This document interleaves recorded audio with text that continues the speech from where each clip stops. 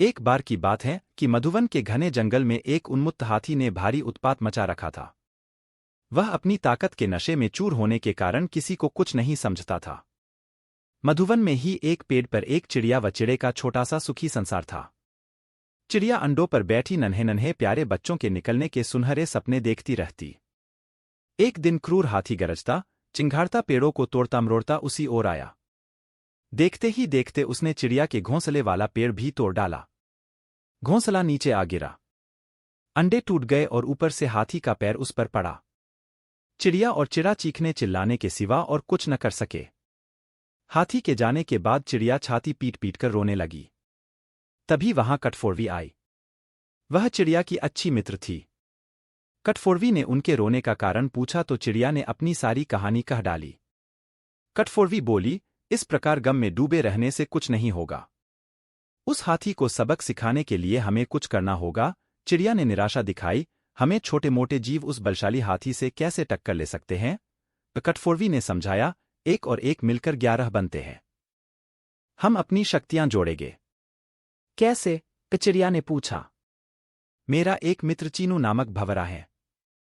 हमें उससे सलाह लेना चाहिए। चिड़िया और कटफोड़वी भंवरे से मिली। भंवरा गुनगुनाया, यह तो बहुत बुरा हुआ। मेरा एक मेंढक मित्र है, आओ उससे सहायता मांगे। अब तीनों उस सरोवर के किनारे पहुंचे जहां वह मेंढक रहता था। भंवरे ने सारी समस्या बताई। मेंढक भर्राए स्वर में बोला, आप लोग धैर्य से जरा यहीं मेरी प्रतीक्षा करें। मैं गहरे पानी में बैठकर सोचता हूं। ऐसा कहकर मेंढक जल में कूद गया। आधे घंटे बाद वह पानी से बाहर आया तो उसकी आंखें चमक रही थी।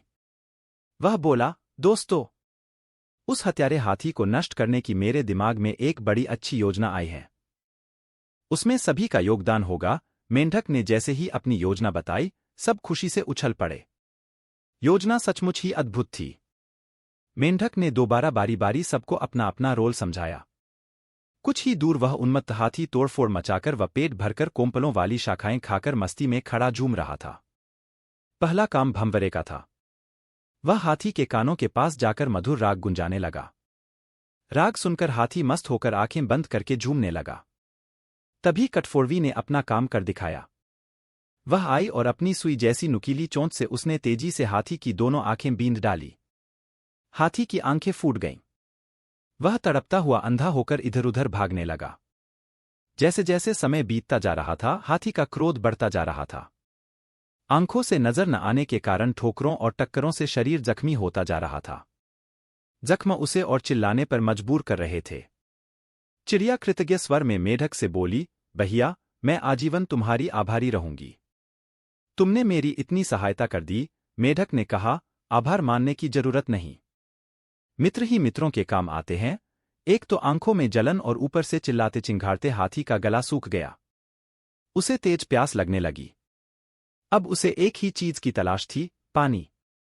मेढक ने अपने बहुत से दोस्तों को इकट्ठा किया और उन्हें ले जाकर दूर बहुत बड़े गड्ढे के किनारे बैठकर टर्राने के लिए कहा।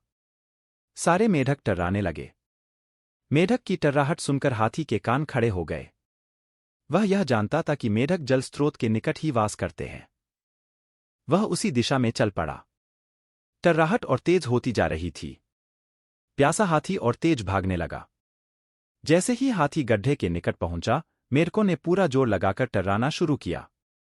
हाथी आगे बढ़ा और विशाल पत्थर की तरह गड्ढे में गिर पड़ा, जहां उसके प्राण पखेरु उड़ते देर न लगे। इस प्रकार उस अहंकार में डूबे हाथी का अंत हुआ।